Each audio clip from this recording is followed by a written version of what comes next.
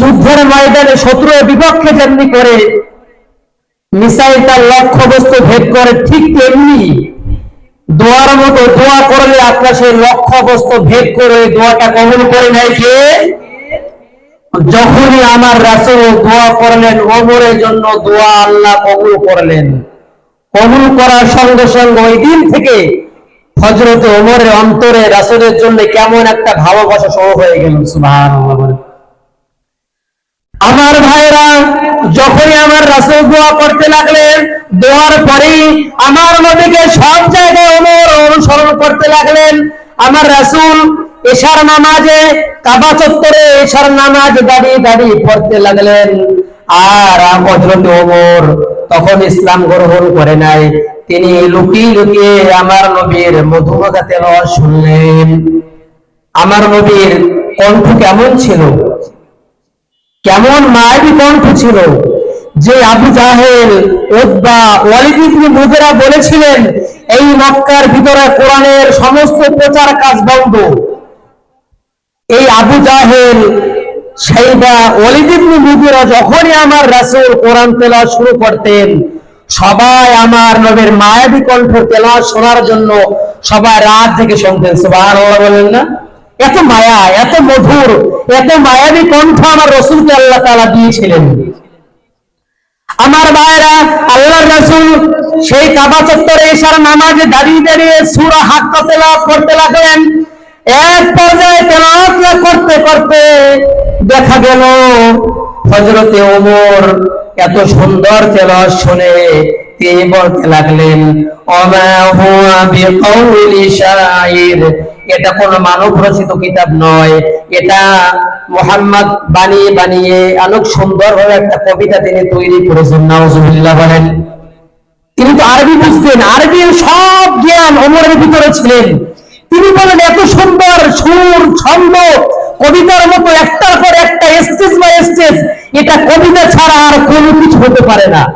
আল্লাহর রাসূল ঠিক এমনি সময় পড়তে লাগলেন, ওমা হুয়া বিকাউলি শাইর কলিলাম মা তুমিনুন, এটা কোন কবির কবিতা নয়, তোমরা অল্প লোকে ঈমান আনো। সুবহানাল্লাহ বলেন। ওমর তো টাসকি খাই গেলেন, কি রে, আমি যেটা মনে মনে ভাবলাম ওইটাই মুহাম্মদ কি করে বলে, তাহলে সে মনে হয় বলল ওয়ালা বিকাউলি কাহিন কলিলাম মা তাযাক্কারুন। ওমর যখন মনে মনে ভাবলেন এই কথাগুলো তো যখন আমি মনে মনে বললাম, মুহাম্মদ কি করে শুনলেন, হয়তোবা মুহাম্মদ গরব। ঠিক এমনি সময় আমার রাসূল বললেন, ওয়ালা বিকাউলি কাহিন, এটা কোনো গণকের বর্ণনা নয়, কলিলাম মা তাযাক্কারুন, তোমরা অল্প লোক ঈমান আনো। সুবহানাল্লাহ বলেন। ওমর আরো আশ্চর্য হয়ে গেলেন, আমি যা বলি মুহাম্মদ কি করে বলে, তাহলে এটা কি কোন কবিতার, কোন কবির কবিতা নয়, কোন গণকের বর্ণনা নয়, এটা কি? ওই সময় আমার রাসূল বললেন, তানজিলুম মির রাব্বিল আলামিন, সমস্ত জগৎ সমূহের রব এই কোরআন নাযিল করেছেন।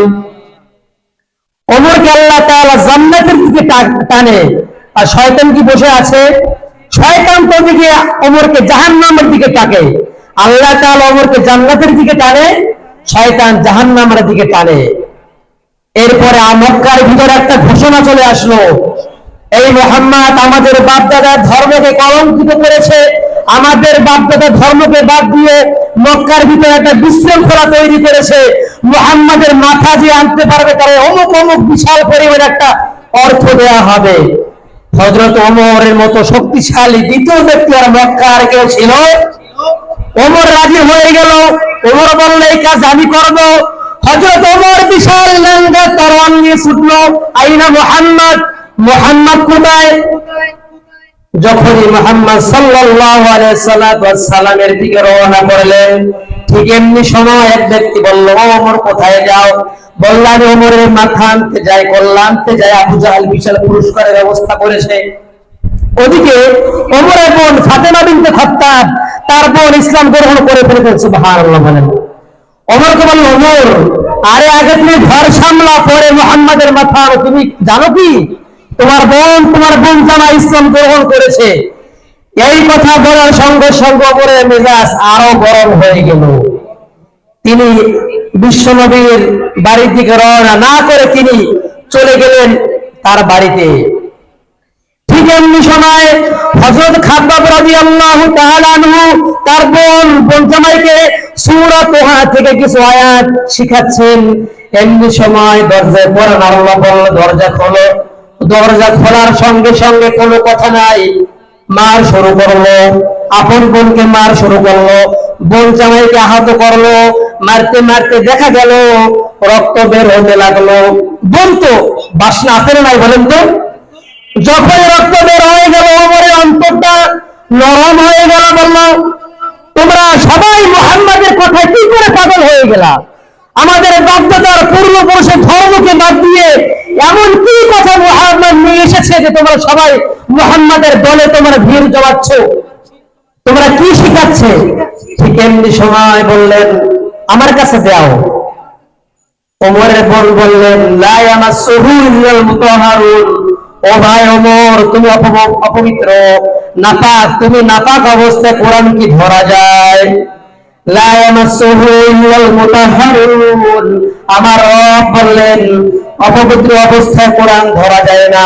পবিত্র ব্যক্তি ছাড়া কখনো কোরআন স্পর্শ করা যায়? ফাতেমা বললেন, ভাই তুমি যদি কোরআন ধরতে চাও তুমি যাও, গোসল করে আসো। যখন হযরত ওমর গোসল করে আসলো, আসার সঙ্গে সঙ্গে তিনি তো আরবি বুঝতেন, অর্থ বুঝতেন। তিনি যখন কোরআনের একটা পাণ্ডুলিপি হাতে নিলেন, হাতে নেওয়ার সঙ্গে সঙ্গে তিনি পড়লেন, তাহা মা আনজালনা আলাইকাল কুরআনা লিতাশকা ইল্লা তাযকিরাতাল লিমান ইয়াখশা। এই কোরআন আমি নাযিল করেছি তোমাদেরকে হতভম্ব জাতি হিসাবে নয়, আসমান জমিন যিনি তৈরি করেছেন তিনি কোরআন নাযিল করেছেন। সুবহানাল্লাহ বলেন। হযরত ওমর চোখের পানি ছেড়ে ছেড়ে কোরআন তেলাওয়াত করতে শুরু করলেন আর বললেন, আইনা মুহাম্মদ, মুহাম্মদ কোথায়? তিনি তার হাতে বিশাল লাঙ্গা তলোয়ার। তিনি বললেন, মুহাম্মদ কোথায়?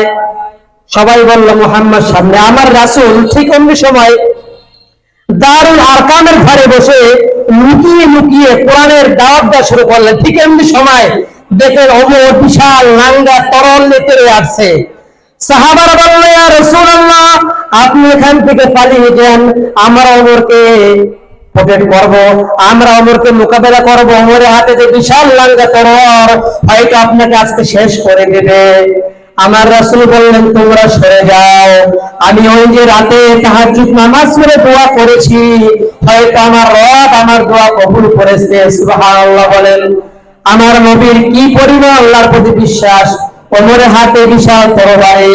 আমার রাসূল বললেন, তোমরা সরে যাও, আমি যে এই তাহাজ্জুদ নামাজে কেটে কেটে আমি রবের কাছে দোয়া করেছি, হয়তো এই দোয়াটা এখনই কবুল হতে যাচ্ছে। সুবহানাল্লাহ বলেন। আমার রাসূলের নিকট যখন হযরত ওমর চলে আসলেন, আসার পরে আমার নবীর নূরানী চেহারা, মায়াবী চেহারা দেখে তিনি বলতে লাগলেন, আশহাদু আল্লা ইলাহা ইল্লাল্লাহ ওয়া আন্না মুহাম্মাদুর রাসূলুল্লাহ। সুবহানাল্লাহ বলেন। হযরত ওমর ইসলাম গ্রহণ করলেন। ইসলাম যখন তিনি গ্রহণ করলেন, নবমুসলিমের ভিতরে আনন্দের আত্মহারা। ওমরের মতো একজন পাওয়ারফুল ব্যক্তি ইসলাম গ্রহণ করেছে, তাদের মনে খুশিতে সবাই আত্মহারা।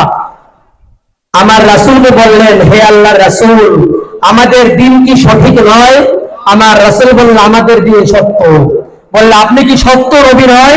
তিনি বললেন, আমি অবশ্যই সত্য রাসূল। ওমর বললেন, তাহলে আমরা কেন লুকিয়ে লুকিয়ে কোরআনের কথা বলবো? আমরা প্রকাশ্যে ইসলামের দাওয়াত দেব। সুবহানাল্লাহ বলেন।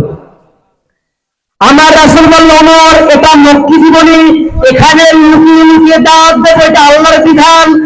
হযরত ওমর বললেন, হে রাসূল, আপনি আমাকে অনুমতি দেন, এই আবুল আরকামের ঘর থেকে মক্কার ওই যে কাবা চত্বর পর্যন্ত আমি একটা মিছিল দেব। সুবহানাল্লাহ বলেন। আমার নয় বলে না, ওমর বলে হয়, নাসর বান্দা। আমার রাসূলের অনুমতি নিয়ে ওমর মিছিলের আয়োজন করলেন। মিছিলের লোক নারীকে চলে বলেন তো, মাত্র 11 জন নবমুসলিম হয়েছে। কয়জন? 11 জন নবমুসলিম হয়েছে। আমার রাসূলের প্রিয় সাহাবী হযরত ওমর দুইটা দলে ভাগ করলেন। এক কাতারে 6 জন, আর এক কাতারে 5 জন, আর সামনে তিনি এক বাক্যে একটা ঘোষণা দিচ্ছেন। কয় বাক্যে? যে বক্তব্য জানে ঘন্টার পর ঘন্টা বক্তব্য দেওয়া লাগে না, 1 মিনিটে বক্তব্য শেষ করা যায় কি যায় না।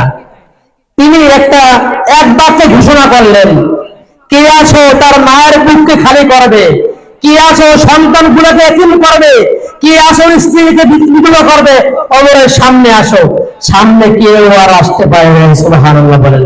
তিনি আল্লাহু আকবার আল্লাহু আকবার ধ্বনিতে আবুল আরকামের ঘর থেকে কাবা চত্বর পর্যন্ত গোটা মক্কা কাঁপতে কাঁপতে তিনি তাকবীরের ধ্বনি দিয়ে গোটা মক্কাকে মুখরিত করেছেন। সুবহানাল্লাহ বলেন।